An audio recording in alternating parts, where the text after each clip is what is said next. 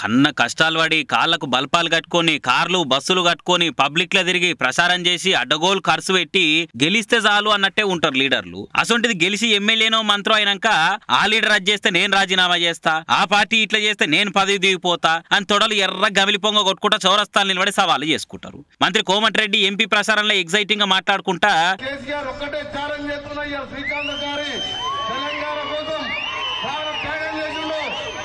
సాక్షిగా చెప్తున్నా, నీ దమ్ముంటే 2 సీట్లు గెలవా, బీఆర్ఎస్ కు 2 ఎంపీ సీట్లు వచ్చినా నా మంత్రి పదవికి రాజీనామా చేస్తా అని సవాల్ చేసింది. ఇట్లా మీరేదైనా పని చేయకపోతే మీ పార్టీ పనితనం చూపిలేదంటనో రాజీనామా చేస్తే ఓ లెక్క గాని ఆ లెవెల్తో పార్టీలో ఎవరికో ఎంపీ సీట్లు వస్తే మీరెందుకు సార్ రాజీనామా చేసుడు అని ముచ్చటిన జనాలు గుసగుస పెట్టుకోవట్టిగా. మరి క్యాడర్ల జోరు పెంచేతందుకో లేకుంటే మా పార్టీ పతార అట్లుంది అని జనాల జర గట్టిగా పోయేతందుకో గాని ఇగో ఇట్లా రాజీనామాల బాణాలు పోటీల మీద విసిరేస్తారు ఇప్పుడు లీడర్లు. మన హరీష్ రావు ఉండి 15 ఆగస్టు లోపల 2 లక్షల రుణమాఫీ చేయకపోతే రేవంత్ రాజీనామా చేస్తాడా అని అంటే దానికి సీఎం సార్ ఉండి ఇచ్చేలో ఒకవేళ నేను నిజంగానే 15 ఆగస్టుకు రుణమాఫీ చేస్తే మరి హరీష్ రాజీనామా చేస్తారా అని ఇంకో సవాల్ విసిరిండు. మళ్ళా దానికి నిన్న హరీష్ రావు ఉండి అట్లనా నేను రేవంత్ రెడ్డికి సవాల్ విసురుతా ఉన్నా. ఎల్లుండి ఉదయం 10 గంటలకు నేను తెలంగాణ అమరవీరుల స్తూపానికి నేను వస్తాను, మీరు కూడా రండి. మనం ఇద్దరం అమరవీరుల సాక్షిగా ప్రమాణం చేద్దాం.